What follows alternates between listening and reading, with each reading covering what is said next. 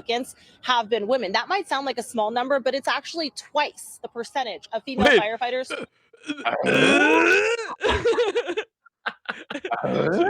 Only 8% of the applicants were women, and you just happened to land on one of those women was the best candidate, Out of everyone, including the men, right? including the men. So of everybody there, only 8% were women, and wouldn't you know, the best person for the job was one of the 8%. That's right. What are the odds right there? I can tell you the odds, Frank. It's about an 8% chance.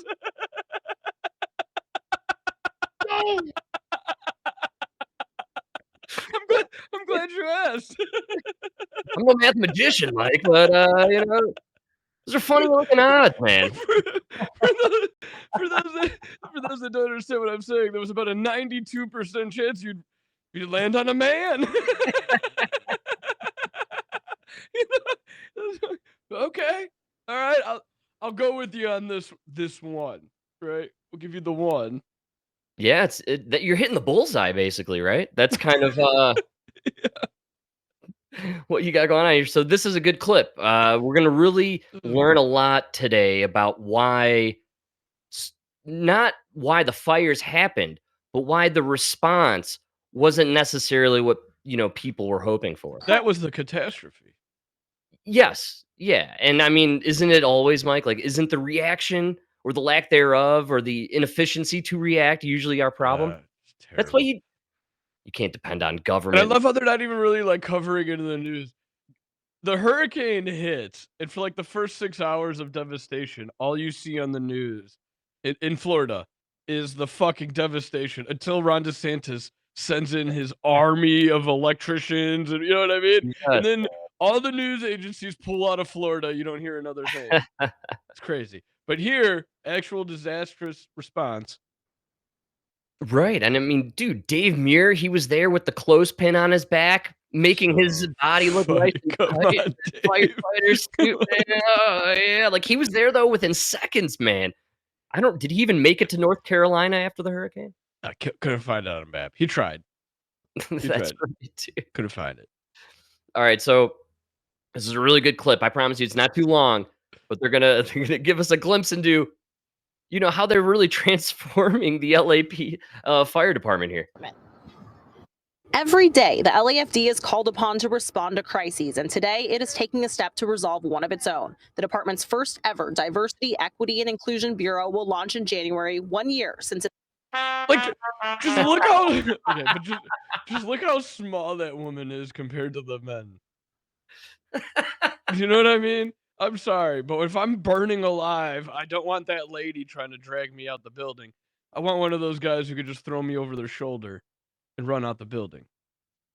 Dude, I have a follow-up clip, a quick. I hope you do. You have no. I mean, I have too many clips when it comes to so good. But yeah, we're learning now. This is really. This is everything we've been screaming about for like 4 or 5 years. Like, you guys don't understand.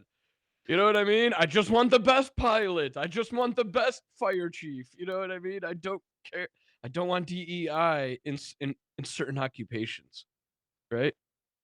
Your gender, the color of your skin, your sexual orientation shouldn't even come into the conversation when we're discussing positions of leadership. Right. You're right. Especially the fire department. We should be going on history, merit, accomplishments, education, maybe on some level, maybe not so much anymore. Actually, now, if you're educated, you're probably DEI, right? That's kind of how that works these days. Actually, yeah, you're less employable. So, in fact, we need less educated. I think that's what we're looking for now. Self-educated. Self-educated is good. Yeah.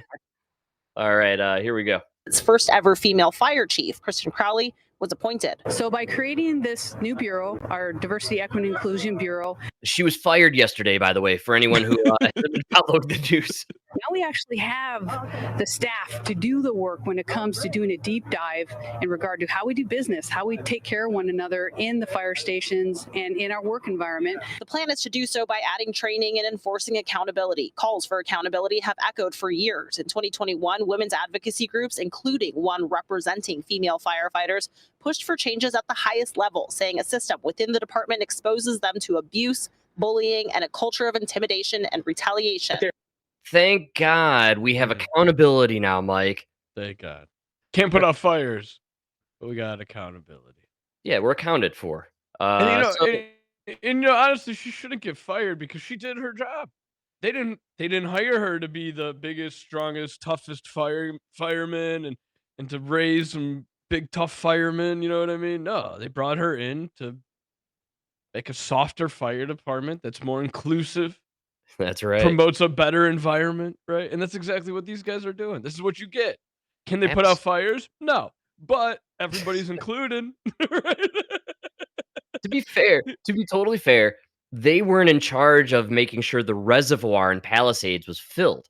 Yeah, that's true. Yeah, I know. And this lesbian fire chief here, the DEI hire that they so proudly announced as a DEI hire there, she went on TV and said, look, that's the city's job, and they kind of let us down. And so did you see the images of this mayor of LA? Yeah, also a woman. Black woman lesbian who was on a trip to Africa. She was in Africa. While this was going on, apparently. And she was bombarded by journalists. Absolutely no answers for any of this because she's probably unqualified to be mayor, just like Kamala Harris, unqualified for vice president. Yes. Which the country unanimously agreed unqualified for president. Yes. Thank God, because this is what you get. You're checking boxes, man. So you brought up a great point during that DEI clip, which is, look at this lady. She doesn't strike me as someone who could carry one of these men out of a burning building. Mike, that isn't the focus when you are trying to include and, be diverse, right? And have equity, right? No, we're not here to save lives or put out fires.